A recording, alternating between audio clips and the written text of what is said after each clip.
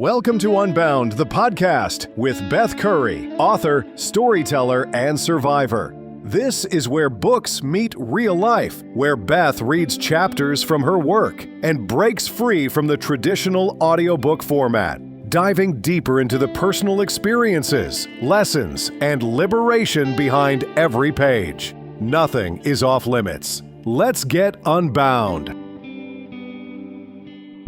Hi, everybody. Welcome back to Unbound, Season 3, The Other Side of Quiet. This is our last episode.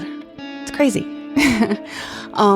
This epilogue is a reflection on what comes after surviving trauma and navigating loss and confronting fear.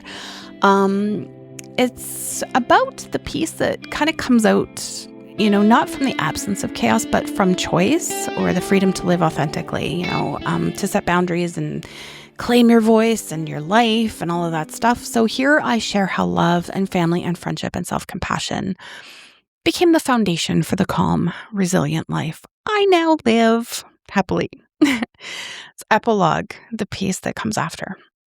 Peace, I've learned, isn't the absence of chaos. It's the presence of choice. It's waking up every morning and taking time for myself, first thing, before the world has a chance to make demands on my energy. It's putting my bare feet on the ground outside and looking up at the sky and feeling grateful that I can. Grateful for breath, for movement, for the simple freedom to exist in my own body without fear. Peace is knowing that when panic tries to take hold of me, I have a partner who is my calm. Brian doesn't have to say anything or do anything special. His presence alone settles something in my nervous system that reminds me I'm safe. After so many relationships that felt like work, a love that came with conditions and complications, there's something miraculous about having a person who is simply, effortlessly safety. This tells me he's home. This tells me I chose well. Peace is having a unique and special relationship with Nate that has deepened and strengthened through every test life has thrown at us. We're better than ever now, more than we've ever been. Because we've learned to see our relationship through a different lens. Not as something that should have been, but as something that is exactly what it needs to be. Our roots will always be tangled, Nate says, and that couldn't be more true. We've grown together in ways that don't fit neat categories, in ways that have survived decades and distance, and the opinions of people who don't understand why we've chosen to keep each other in our lives, or why we've allowed things to evolve to where they are today. But the people who matter most understand, and the people who don't understand don't matter. Peace is loving my son Cruz so fiercely that I sometimes overwhelm him with my protectiveness, while also knowing that despite all my anxious mothering, he sees nothing but love and support from me. He knows how important he is, how perfect he is to me, how I will stop at nothing to help him have the best life possible. I parent from a place of having been hurt, which means I'm hypervigilant about threats that may never come. But I also parent from a place of having healed, which means I can show him what resilience looks like, what recovery looks like, what it means to turn your pain into purpose. Most of all, peace is the immense freedom that comes from not giving a shit what people think about me anymore. I have 4 of the best friends a girl could want. I have a supportive partner and an entertaining son and family members who like me for exactly who I am. Nobody else matters. That's not cynicism. That's wisdom. Here's what I understand now about the pandemic and why it became my crucible. When the world went quiet, I thought it was punishment. Another round of isolation, another period of being trapped and silenced, another reminder that speaking up leads to being shut down. Feeling like I was being imprisoned yet again for another crime I did not commit. But isolation, it turned out, was exactly what I needed. For the first time in my adult life, I was forced to sit with myself without distraction. No social obligations to perform at, no public spaces where I had to wear masks that triggered my trauma, no constant noise of other people's opinions drowning out my own thoughts. Just me, in the quiet, with nowhere to run from the truth I'd been avoiding for decades. The pandemic didn't create my trauma, but it did something even more valuable. It created the conditions where I had to face it. When I was forced to choose between triggering my PTSD with a mask or isolating at home, I chose isolation. When I was attacked for that choice, when I was called selfish and dangerous and worse, I had to decide, would I explain myself to people who'd already decided I was the enemy, or would I use that energy to heal? I chose healing. The forced quiet of the pandemic became the space where I finally learned the difference between being silenced and choosing silence. I'd spent my whole life having quiet imposed on me by predators who threatened me, by systems that didn't want to hear my questions, by people who preferred me small and grateful and compliant. But during those 2 years of isolation, I chose quiet. I chose to step away from the noise, the judgment, the pressure to defend my existence to people who'd already made up their minds about who I was. And in that chosen quiet, I found something I'd never found in imposed silence: peace. I found the space to grieve properly, to rage safely, and to heal without an audience. I found the freedom to explore alternative therapies, to reconnect with my body, to remember who I was underneath all the survival strategies. The pandemic forced me to confront the question I'd been avoiding my whole life. Who am I when I'm not performing for other people's comfort? The answer surprised me. I was someone who valued truth over popularity, someone who would rather be authentic and alone than fake and surrounded, someone who had survived the worst things that could happen to a person and had somehow impossibly found her way to joy. I was someone with a story worth telling and a voice worth using, even when, especially when, people didn't want to hear what I had to say. The isolation that was meant to break me actually freed me. It freed me from the illusion that I needed everyone's approval to live authentically. It freed me from the belief that other people's comfort was more important than my own truth. It freed me from the exhausting work of trying to make myself acceptable to people who were never going to accept me anyway. When the world reopened and I emerged from those 2 years of chosen solitude, I was not the same person who'd gone into hiding. I was someone who'd learned that her voice was worth protecting, that her peace was worth preserving, that her story was worth telling. The pandemic taught me that sometimes the world has to go quiet for you to hear your own voice. Sometimes you have to be forced into stillness to remember who you are underneath all the noise. Sometimes isolation is not punishment, but preparation. Preparation for the authentic life that's waiting on the other side of all that performing. The girl who was told to be quiet grew up to be a woman who chose when to speak and when to be silent. The trauma that tried to steal her voice became the foundation for a voice that could not be stolen, only shared.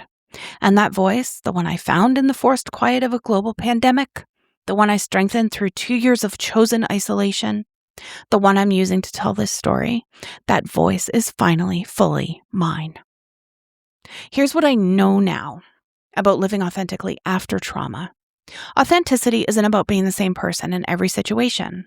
It's about choosing how you show up instead of letting fear decide for you. I observe more in social situations now. I listen and I watch and I contribute when I feel compelled to, not when I feel obligated to. I don't let people keep me quiet, but I also choose quiet until I choose not to be quiet. Having that control over my voice preserves my peace. There's a difference between being silenced and choosing silence.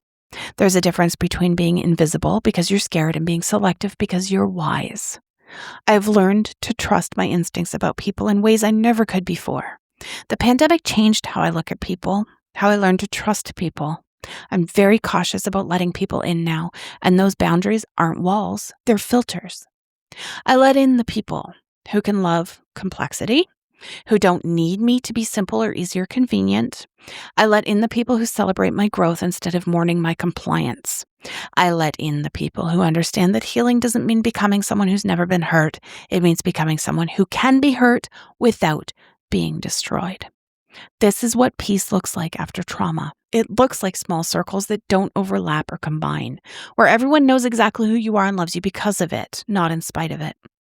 It looks like mornings spent in gratitude instead of anxiety, feet on the ground instead of head in the clouds of worry. It looks like a partner who calms your nerves and your nervous system just by existing, who sees your triggered responses as information rather than inconvenience. It looks like friendships that have roots so tangled they can weather any storm, that are based on who you've become rather than who you used to be.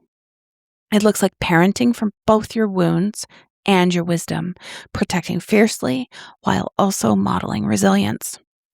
It looks like choosing your battles, choosing your words, choosing your energy investments based on your values rather than other people's expectations. Most importantly, it looks like understanding that you don't owe anyone your story, your compliance, your performance of normalcy, or your shrinking to make them comfortable. You owe yourself authenticity. You owe yourself peace. You owe yourself the life you fought so hard to build. Here's what I want you to know about finding your voice after it's been taken from you. Your voice doesn't have to be loud to be powerful. It doesn't have to please everyone to be valid. It doesn't have to be perfect to be worth hearing. Your voice is worth using even when people don't want to hear what you have to say, especially then. But you also get to choose when to use it. You get to choose silence when silence serves you, and speech when speech serves you. You get to choose who deserves to hear your truth and who has proven they can't handle it. Finding your authentic voice isn't about becoming someone new. It's about becoming who you've always been underneath all the adaptations and performances and survival strategies. It's about peeling back the layers of who you thought you had to be loved, and discovering who you actually are when no one is demanding anything from you. It's about learning the difference between changing for growth and changing for approval, between adapting to situations and betraying your own values, between being flexible and being spineless. Your authentic voice will cost you some relationships. Let it. The people who can only love you when you're smaller, quieter, and more convenient aren't your people. The people who feel threatened by your growth or who prefer you wounded and grateful, who need you to stay broken so they can feel whole, they were never really loving you anyway. They were loving their version of you, the version that made them feel better about themselves. Your real people will celebrate your healing. They will encourage your growth, and they will love you bigger as you become bigger, not smaller. Your real people will understand that healing isn't linear, and that growth isn't pretty, and that authenticity isn't always comfortable. They'll stick around through your awkward phases, your boundary setting phases, your learning to say no phases. They'll be patient with your triggers while also expecting you to take responsibility for your healing. They'll see your trauma as something that happened to you, not as something that defines you. They'll see your scars as evidence of your strength, not proof of your brokenness. They'll love you not in spite of your story, but including your story as part of the whole complex, beautiful person you are. And here's what I want you to know about healing. Healing doesn't mean you'll never be triggered again. It means you'll know what to do when you are. Healing doesn't mean you'll forget what happened to you. It means you'll remember it differently, as something that happened to you rather than something that is you. Healing doesn't mean you'll trust everyone again. It means you'll learn to trust your instincts about who is and isn't safe. Healing doesn't mean you'll never feel pain again. It means you'll know the difference between pain that's informing you and pain that's destroying you. Healing means building a life that's bigger than your trauma, richer than your pain, and more meaningful than your survival. It means waking up grateful instead of anxious, connected instead of isolated, and purposeful instead of just getting by. It means understanding that what happened to you was never your fault, but healing from it is your responsibility. Not because you owe it to anyone else, but because you deserve to live fully. It means knowing that your story doesn't end with what was done to you. It ends with what you choose to do with what was done to you. You get to choose whether your story is defined by what happened to you or by what you choose to do with what happened to you. You get to choose whether your trauma becomes a prison or a pathway, or an ending or a beginning, or a reason to give up or a reason to fight harder. You get to choose whether the people who hurt you get to write the conclusion of your story or whether you take the pen back and write it yourself. Here's what I want you to know about hope. Hope isn't naive. Hope is revolutionary. Hope is looking at all the evidence that the world is dangerous and choosing to believe that love is still possible. Hope is acknowledging that people can be cruel and selfish and disappointing and still believing that some people are kind and generous and worthy of your trust.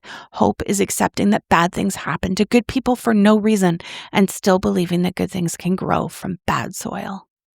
Hope is not about believing everything will be okay. Hope is about believing you'll be okay, regardless of what happens. Hope is understanding that you've already survived the worst things that have happened to you, which means you have the strength to survive whatever comes next. Hope is knowing that even if you can't control what happens to you, you can control what you do with what happens to you. Hope is choosing to plant flowers in the crater where your old life used to be, not because you've forgotten about the explosion, but because you've decided that beauty can grow anywhere if you're willing to tend it. If you're reading this book because you see yourself in my story, if you recognize your own trauma in these pages, and if you're wondering whether healing is possible for someone like you, please know that it is possible. Not easy, not quick, not linear, but possible. You are not too broken to be healed. You are not too damaged to be loved. You are not too much for the right people to handle. You are not responsible for what happened to you, but you are powerful enough to change what happens next. Your voice matters, your story matters, and your healing matters. Not just for you, but for everyone whose story you'll give permission to tell by telling yours. Not just for now, but for the future you're brave enough to build on top of what tried to destroy you. The other side of quiet isn't empty. It's full of love and peace and truth and the kind of freedom that can only come from learning to live as who you actually are instead of who everyone else needs you to be. The other side of quiet is waiting for you. All you have to do is choose to stop being silent about your own life. All you have to do is choose your peace over their comfort, your truth over their convenience, and your healing over their need for you to stay broken. All you have to do is choose yourself and keep choosing yourself every day until choosing yourself becomes as natural as breathing. You deserve the peace that comes after the storm. You deserve the love that comes after the healing. You deserve the life that comes after you stop apologizing for taking up space in the world. You deserve all of it, and it's waiting for you on the other side of quiet. This morning, writing from the top deck of my oceanfront home in Hermosa Beach, California, a place I'm so grateful to be right now, I find myself reflecting on my day. Very early this morning, I put my bare feet in the surf and looked up at the sky and felt grateful. I watched the dolphins playing and felt connected to something larger than my own story. I also felt hope for everyone still searching for their way to the surface. I felt grateful for breath, for choice, for the family I've built and the friends I've chosen, who have stayed through thick and thin, never letting others they know drag me. That's true friendship, honest friendship, soul friendship. Grateful for the voice I've found. Grateful for Nate, whose roots will always be tangled with mine. Grateful for Brian, who is my calm in every storm. Grateful for Crew, who is my purpose and my joy and my reason to keep choosing healing every day. Grateful for the woman I've become. Not perfect, not without scars, not without triggers, but free. Free to speak or not speak, to engage or not engage, to love or not love, based on my own values rather than other people's expectations. Free to live authentically, even when authenticity is uncomfortable. Free to take up space in the world without apologizing for it. Free to be all of who I am. The girl who was hurt, the woman who healed, the mother who protects, the friend who loves, the voice that speaks truth even when truth is unwelcome. This is what the other side of quiet looks like. This is what peace feels like. This is what happens when you choose to save yourself. Thank you for reading my story. Now go write yours. Okay, so I contemplated whether or not I wanted to do a little discussion to wrap things up here, and I realized I needed to because this is the last episode. I can't just leave y'all with nothing. So to start, the print copy of this book is available as of the date of this podcast airing directly through me for purchase. I managed to get my hands on a few more copies. I don't know if anyone wants it. It is a limited print run, and I only have a few more. So the info will be in the show notes. I know some people want the book to hold it because I will sign it for you if you want. There's a personal limited edition seal. You know, it's fancy. Shipping costs aren't included in this, but local pickup or delivery is available. And I am happy to ship, but it's on your dime, kids. And these days, wow, that's crazy.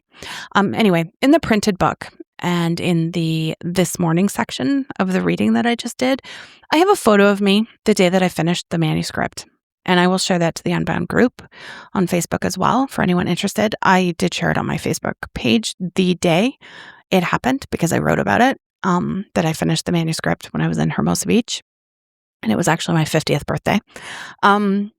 This epilogue, though, it's a meditation on peace and choice rather than circumstance, right? You know, too often we kind of think peace means avoiding chaos and trauma or discomfort, you know, that kind of stuff. But real peace comes from conscious decisions, right? Choosing your own priorities and choosing the people who matter and choosing when to speak and when to step back. And that's kind of what transforms that survival into thriving, right? Um, it is the transition from being a passenger in your own life to being, I guess, the architect of your whole entire environment, right? Um, so yeah, one of the key themes here is authenticity after trauma. Trauma can distort your voice and your perception of yourself. It can really fuck up your relationships. Through isolation and reflection and intentional choices, I learned to distinguish between imposed silence and chosen quiet, as I said. I discovered the value of showing up as myself, not as someone shaped by fear, expectation, or even the desire to please others. Right? This epilogue is about the liberation that comes from reclaiming your life, even after years of being silenced. It explores the masking that we do to survive and the sheer relief that comes when you finally realize you no longer need those defenses to be safe, right? Another major thread is the healing within relationships. Like I've said, I think it was the last episode, Brian represents calm and safety, and Nate represents enduring connection, and Crew represents purpose and joy. These relationships illustrate how healing isn't just personal, it's relational. These are my boys. They're my whole world. True peace is nurtured by people who love you fully and completely and understand your complexity and support your growth without trying to shrink or control you. Like, enough with the controlling and enough with the shrinking. I wanted to highlight these three specifically because they represent different pillars of a functional support system, right? The partner and the history and the future. I am completely at peace with letting go of people who didn't share the same values about life, love, and friendship as I do. I'm grateful to have let go of people from my past and the need for gossip and mean girl behavior I was once a part of because I was desperate for friendships that held me back and allowed me to stay small, And there is kind of a quiet grief in watching someone you once believed would be in your life forever choose the comfort of old relationships and old wounds over actual growth, choosing the grudges and stories and the endless rehearsal of pain. But there is a deep relief in knowing that I could walk away with my heart open, owning my parts, unbothered by whoever needs to paint a picture of me that keeps their narrative alive.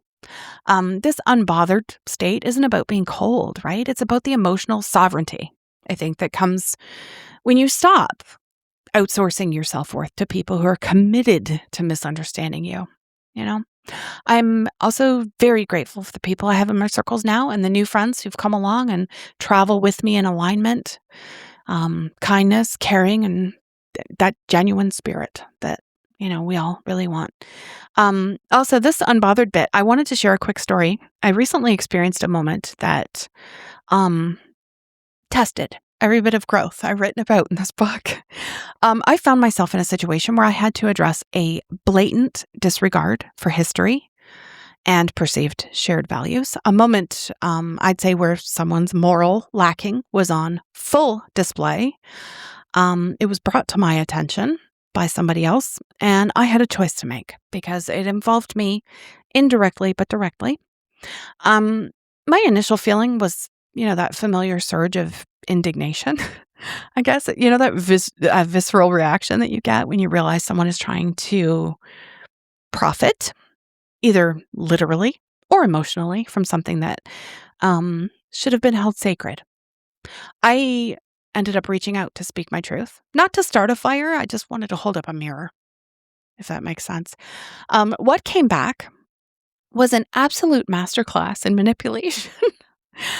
Before there was a single word of accountability or even a flicker of empathy for the position that this person had put me in, neither actually came, they immediately retreated into a performance of victimhood.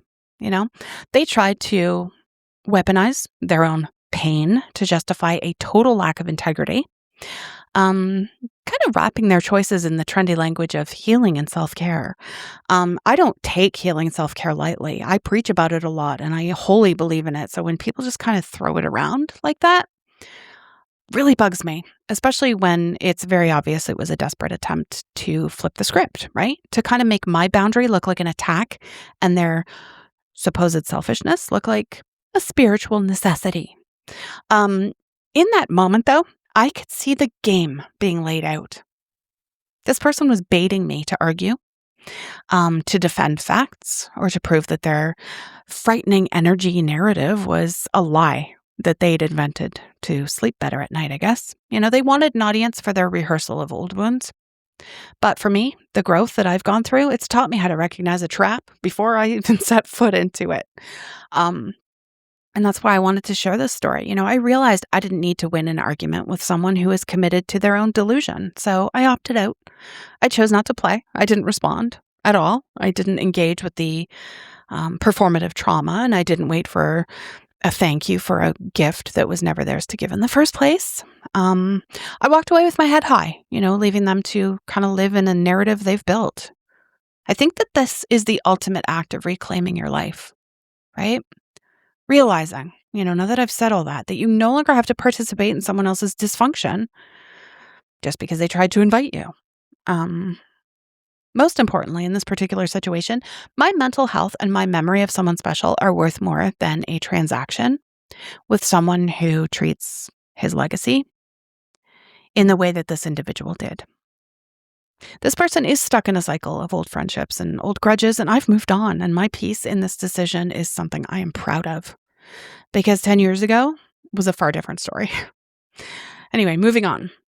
This epilogue also emphasizes the role of the pandemic as a crucible. The forced isolation of those years became a space for reflection and for confronting long-held trauma and cultivating resilience. It framed the concept of quiet from punishment to preparation, a chance to learn how to protect your voice and preserve your peace and live authentically in this world that often demands compliance, as we all know, and the pandemic taught us that.